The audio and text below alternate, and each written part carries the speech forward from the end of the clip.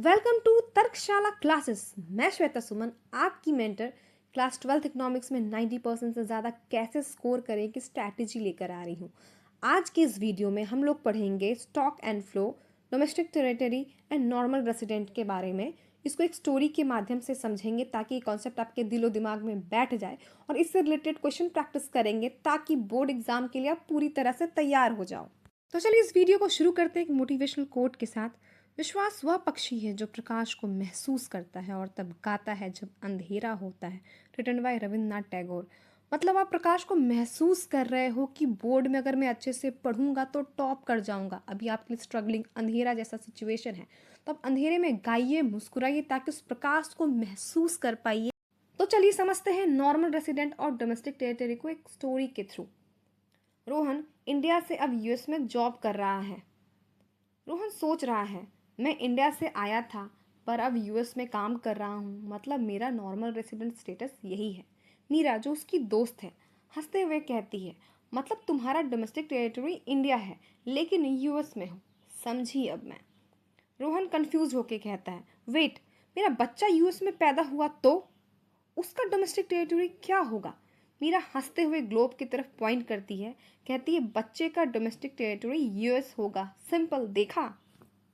रोहन सोचते हुए कहता है, नॉर्मल रेसिडेंट जहाँ मैं काम कर रहा हूँ, डोमेस्टिक टेरिटरी जहाँ मेरा कंट्री ऑफ ओरिजिन है। फिर मीरा कहती है, और अगर बच्चा यूएस में पैदा हुआ तो यूएस का डोमेस्टिक टेरिटरी इजी, समझ में आया? इन शॉर्ट, नॉर्मल रेसिडेंट जहाँ आप काम कर रहे हो, रह रहे हो, that is normal resident. Domestic territory असली कंट्री ऑफ ओरिजिन, जहाँ से आप आते हो, जहाँ आपका जन्म हुआ है। तो चलिए स्टॉक और फ्लो को भी एक स्टोरी के थ्रू समझते हैं। अर्जुन सोच रहा है और डायरी में कुछ लिख रहा है। मेरे पास कितना प्यार का पॉइंट्स है मीरा के लिए। अभी टोटल 50 पॉइंट्स हो गए हैं। मीरा जो उसकी गर्लफ्रेंड है पास आती है और मुस्कुराती है। अर्जुन ये पॉइंट्स क्या है, ये स्टॉक है या फ्लो? वो क्वेश्चंस करती है। अर्जुन कंफ्यूज हो जाता है, स्टॉक और फ्लो क्या डिफरेंस है? मीरा प्यार से समझाते हुए, देखो अर्जुन, ये स्टॉक है, मतलब एक फिक्स्ड पॉइंट पे तुम्हारे पास कितना प्यार है। जैसे अभी तुम्हारे पास 50 पॉइंट्स है, वो स्टॉक है, एक पॉइंट ऑफ टाइम में मेजरमेंट हुआ है। और फ्लो का मतलब कि एक सर्टेन पीरियड में कितना प्यार तुमने ऐड किया या दिया है। जैसे लास्ट वीक तुमने मुझे 10 स्माइल पॉइंट दिए, वो एक फ्लो है क्योंकि ये मेजर होता है टाइम ऑफ पीरियड के दौरान। अर्जुन समझ के स्माइल करता है, ओह, तो मेरा टोटल 50 पॉइंट्स अभी मेरे स्टॉक हैं और लास्ट वीक के 10 स्माइल पॉइंट्स एक फ्लो है। मतलब फ्लो स्टॉक को बढ़ाता या कम करता है। मीरा शर्माते हुए, बिल्कुल, और ये स्टॉक और फ्लो की रिलेशनशिप ही इकोनॉमिक्स और नेशनल इनकम में भी होती है, जैसे पैसा, गुड्स, इवन प्यार।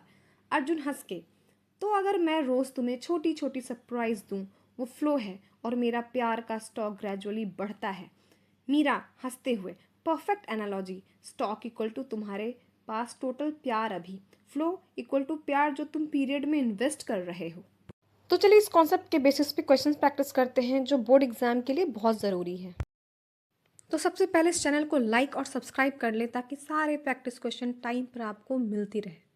The first question is that an Indian engineer works in Japan for 3 years and sends money to his family in India, who is the normal resident of Japan, that is Indian engineer.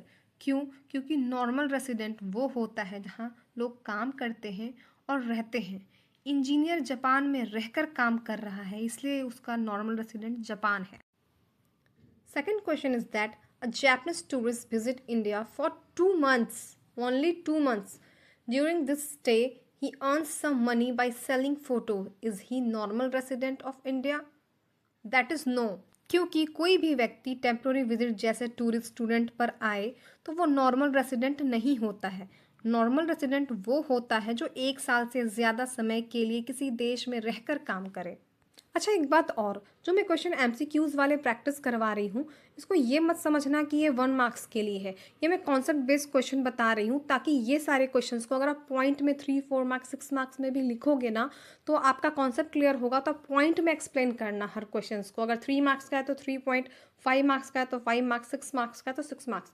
और अगर जिस question में diagram बनाना possible हो तो diagram ज़रूर बनाएं। यही छोटी छोटी टिप्स है जिससे आपके मार्क्स हाईएस्ट लेवल पे आ सकते हैं। एक तो सारे पॉइंट्स में और दूसरे डायग्राम के साथ। और जो मैं करंट न्यूज़ के एग्जाम्पल्स के साथ जो शॉर्ट वीडियोस बना रही हूँ, अगर उस न्यूज़ के एग्जाम्पल्स को अपने आप आंसर्स में ऐड करोगे तो इससे भी आपके मार्क्स बहुत ज़्यादा हाई आएंगे। Third question is that an Indian embassy located in the USA dash is it a part of whose domestic territory? That is India. Why? Embassy हमेशा अपने देश का डोमेस्टिक टेरिटरी का ही हिस्सा होती है, चाहे वह दूसरे देश में क्यों ना हो। A foreigner works in India for 2 years in a private company for India, he will be considered as normal resident. Why? क्योंकि वो व्यक्ति इंडिया में 1 साल से ज़्यादा समय तक काम और रह रहा है, इसलिए वो उसका इंडिया का नॉर्मल रेसिडेंट माना जाएगा। Fifth question is that an Indian ship sailing in international waters is considered a part of international territory, India's domestic territory, foreign country और none. That is India's domestic territory. क्योंकि किसी देश का ship, aircraft या embassy जहाँ भी हो, वो हमेशा अपने देश के डोमेस्टिक टेरिटरी में ही आता है। अब हम लोग फ्लो और स्टॉक की क्वेश्चंस की प्रैक्टिस करेंगे। If the number of machines in a factory increase from 20 to 25 during a year, then the increase of 5 machines represent which of the following? That is flow. क्योंकि कुल machine की संख्या 20 या 25 है तो ये एक स्टॉक है, क्योंकि स्टॉक हमेशा मेजर होता है at a point in time. But लेकिन increase of 5 machine during a year, समय अवधि में परिवर्तन हुआ है, इसलिए इसको फ्लो ऑफ टाइम कहलाएंगे, क्योंकि फ्लो हमेशा मेजर होता है at a over a period of time.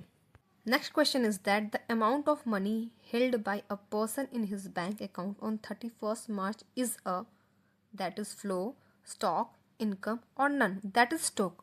Y? 31 मार्च को खाते में जो धन राशि है वो मौजूद है at a point in a time पर मौजूद संपत्ति है, इसलिए उसको स्टॉक कहेंगे, ना कि flow.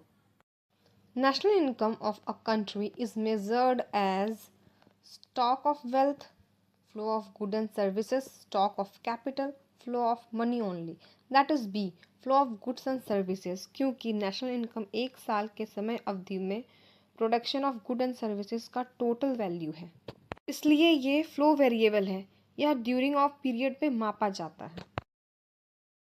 Next question is that if saving at the end of the year is 10,000 and wealth of the person is 1 lakh, then what is the relation between them? That is A, saving is stock, wealth is flow, saving is flow, wealth is stock, both are flow, both are stock, that is B, saving is flow and wealth is stock। Why? क्योंकि saving 1 साल में हुई income से निकला flow है, जबकि wealth यानी कुल संपत्ति किसी एक समय पर मापी जाती है, इसलिए वह स्टॉक है। नेक्स्ट क्वेश्चन इज दैट, ये बहुत ही ट्रिकी क्वेश्चन है तो ध्यान से समझो। Which of the following can be both stock and flow depending on how it is measured? That is capital। Why? अगर आप कहते हो total capital at the end of the year तो यह स्टॉक है, लेकिन अगर कहते हो additional to capital during the year तो यह फ्लो कहलाएगा, इसलिए कैपिटल दोनों हो सकता है, मापने के तरीका पर निर्भर करता है। तो चलिए इस वीडियो को यही समाप्त करती हूँ। मैंने बहुत ही ट्रिकी क्वेश्चंस की प्रैक्टिस करवाए हैं और ये सिर्फ मैंने एमसीक्यू बेस पे करवाया है। आप इसको लॉन्ग आंसर टाइप क्वेश्चंस में भी यूज़ कर सकते हैं, क्योंकि मैंने कॉन्सेप्ट के ऊपर फोकस किया और आप कॉन्सेप्ट क्लियर है तो आप answers point wise point explain कर सकते हो। तो थैंक यू। मैं फिर ऐसे ही नेक्स्ट वीडियो बहुत सारे क्वेश्चंस प्रैक्टिस के साथ लेके आ रही हूँ।